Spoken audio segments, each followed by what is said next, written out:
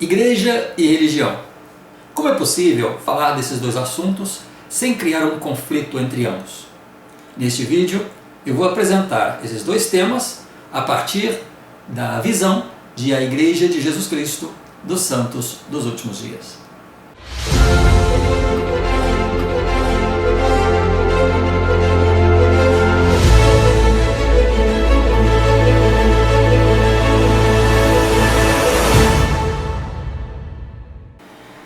Se Jesus Cristo estivesse vivendo em nossos dias, entre nós hoje, certamente estas seriam as suas ideias.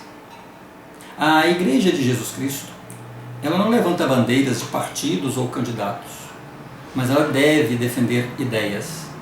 Um candidato, um partido, ele vem e passa, mas as ideias, elas se formam e elas permanecem, elas constituem a sociedade. Mas a pergunta, o que significa ser um bom governante?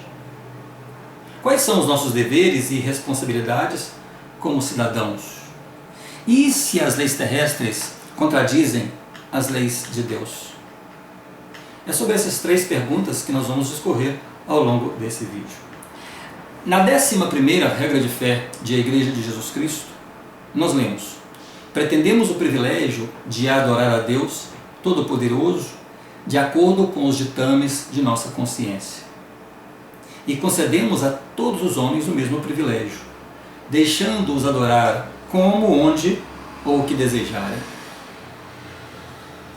Nessa regra de fé, nós já aprendemos que não devemos de nenhuma forma desprezar, menosprezar, diminuir nenhuma religião, mas devemos respeitar qualquer tipo de crença. Na 12ª regra de fé de a Igreja de Jesus Cristo aprendemos que nós cremos na submissão a reis, presidentes, governantes e magistrados, na obediência, honra e manutenção da lei. Então eu pergunto, o que significa submissão e obediência? Na seção de Doutrina e Convênios, seção 134, versículos 1 e 2, nós lemos que nós cremos que os governos foram instituídos por Deus em benefício do homem e que ele considera os homens responsáveis por seus atos em relação aos mesmos, tanto na formulação de leis como na sua execução para o bem e segurança da sociedade. Então, os membros da Igreja de Jesus Cristo acreditam que os governos são instituídos por Deus e que esse governante, naquele momento que está o líder como governante, ele é responsável por todas as suas ações de acordo com as leis de Deus. Tudo o que ele promulgar como lei, ele vai responder por elas, por essas leis um dia. Diante de Deus, ele terá que prestar contas. Então isso é uma mordomia, é uma responsabilidade que ele exerce aqui na terra diante do povo de Deus. E ele será responsável por essas decisões que ele toma como governante. Nós cremos que nenhum governo pode existir em paz, a não ser que tais leis sejam feitas e mantidas invioladas, de modo a garantir a todo indivíduo o livre exercício de consciência, o direito e domínio de propriedade e a proteção da vida. Nesse versículo, então, ele destaca três coisas importantíssimas relacionadas a essas leis que podem e são criadas pelos governantes. A liberdade, o livre exercício da consciência, o direito e domínio da propriedade e a proteção à vida. Então, quando um membro de a Igreja de Jesus Cristo apoia um candidato ou um partido, essas três considerações devem estar na balança, devem estar em sua consciência ao escolher esse partido. Esse partido defende a liberdade de expressão, a liberdade de consciência? Esse partido defende o direito e domínio da sua propriedade? Porque se um partido promove invasões de terras, por exemplo, se invade propriedades, se tira a propriedade do indivíduo, ele já está violando uma lei de Deus. Esse candidato, esse partido, ele defende a proteção da vida? Ou ele defende o aborto, por exemplo? Porque se defende o aborto, Então, se eu defendo esse partido, esse candidato que defende o aborto, eu estou violando as leis de Deus.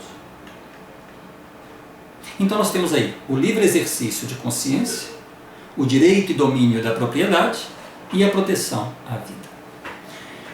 Um líder da igreja, Elder John Widtsoe, ele explicou o seguinte: cremos que os governos foram instituídos por Deus, isso está em Doutrina e Convênios, acabamos de ler agora, que a liberdade individual é necessária. Nenhuma lei deve ser aprovada que tire de um homem o direito de escolha. O arbítrio é fundamental como lei de conduta humana. Os homens têm o direito de obedecer ou desobedecer à lei, como bem entenderem. Porém, também devem assumir as consequências de sua desobediência. Isso é fundamental e está na base do pensamento de todos os membros da Igreja de Jesus Cristo dos Santos dos Últimos Dias. Então você não tira a liberdade de uma pessoa pura e simplesmente porque você não quer que ela fale. Ela deve ter a liberdade de se expressar. E mesmo que eu não concorde com o que ela fala, ela deve ter essa liberdade. E se o que ela fala, se o que ela expressa viola alguma lei, então existe uma lei que possa puni-la. Então ela deve responder de acordo com a lei, e não com a privação, com a proibição de sua expressão. Não posso tirar dela essa liberdade de consciência. Um outro líder da igreja, chamado David John McKay, ele disse que o melhor governo é aquele que tem como objetivo a administração da justiça, o bem-estar social e a promoção da prosperidade entre seus membros. Ele diz também que devemos reconhecer que os direitos de propriedade são essenciais para a liberdade humana. Aqui ele está falando então do direito à propriedade, de eu defender a minha propriedade. E ele então citou um famoso juiz da Suprema Corte dos Estados Unidos, George Sutherland, que ele disse: o indivíduo tem 3 grandes direitos, igualmente sagrados e de interferências arbitrárias: o direito à vida, o direito à liberdade e o direito à sua propriedade. Os 3 direitos estão tão unidos que essencialmente formam um só direito. Dar a vida a um homem, mas negar-lhe a liberdade, é tirar dele tudo o que o torna a vida digna de ser vivida. E dar a ele liberdade, mas tirar dele a propriedade, que é o fruto e o emblema de sua liberdade, é deixá-lo ainda como escravo. Então, esse líder da igreja, ele defende esse direito da propriedade, a sua propriedade, a defesa da sua propriedade. Então, isso é essencial entender esse pensamento. Em 1936, a presidência da Igreja de Jesus Cristo publicou uma carta onde eles declaram o seguinte, abre aspas: é com grande pesar que descobrimos de fontes confiáveis, tanto governamentais como outras, que alguns membros da Igreja estão unindo direta ou indiretamente aos comunistas e estão participando de suas atividades. A Igreja não interfere e não tem intenção de tentar interferir com o exercício político pleno e livre de seus membros, sob a égide da nossa Constituição, que o Senhor declarou: eu estabeleci, pelas mãos de homens sábios que eu criei, justo para este propósito. E que quando aos princípios do mesmo, o profeta, ao dedicar o templo de Kirtland, orou que devesse ser estabelecido para sempre. Mas o comunismo não é um partido político, nem um plano político sob a Constituição. É um sistema de governo que é o oposto do nosso governo constitucional. E seria necessário destruir nosso governo antes que o comunismo pudesse ser estabelecido nos Estados Unidos. Uma vez que o comunismo estabelecido destruiria nosso governo constitucional americano, apoiar o comunismo é uma traição contra nossas instituições livres. E nenhum cidadão americano patriótico poderia se tornar comunista ou apoiador do comunismo. Aos membros da nossa igreja dizemos: o comunismo não é a ordem unida e tem apenas a semelhança mais superficial com a mesma. O comunismo é baseado na intolerância e força, enquanto a ordem unida no amor e na liberdade de consciência e ação. O comunismo envolve uma forte expoliação e confisco, enquanto a ordem unida, a consagração e o sacrifício voluntários. Os comunistas não podem estabelecer a ordem unida, nem o comunismo o trará. A ordem unida será estabelecida pelo Senhor em seu devido tempo e de acordo com a ordem regular prescrita pela Igreja. É importante entender que aqui nesse caso, abrindo um parênteses, há muitos membros que confundem a ordem unida com o comunismo. E a carta está dizendo: o comunismo não tem nada a ver, nem superficialmente, nada a ver com a ordem unida. Enquanto a ordem unida, ela prega, ela prevê a consagração, ela prevê o sacrifício voluntário, o comunismo estabelece intolerância, opressão, dissolução.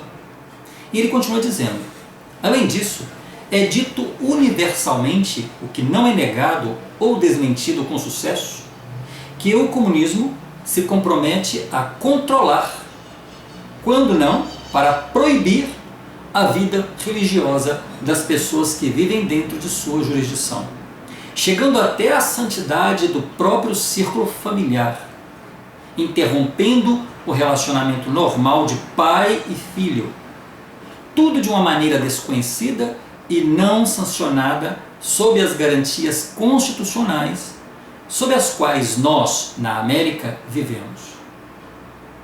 Tal interferência seria contrária aos preceitos fundamentais do Evangelho e aos ensinamentos e ordens da Igreja.